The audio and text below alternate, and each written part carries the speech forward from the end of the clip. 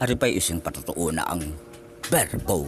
Ang salita ay magwiwika ng mga salita na kung gaano kabilis ang kidlat pag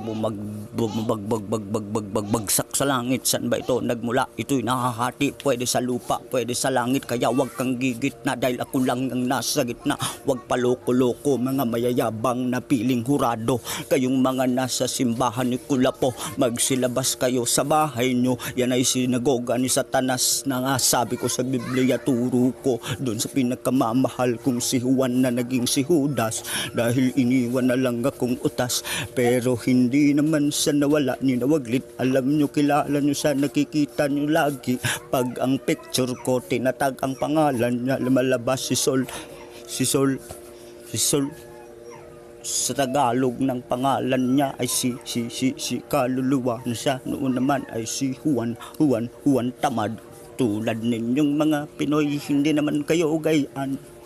Ngunit bakit ngayon kayo'y nasa ibang silangan?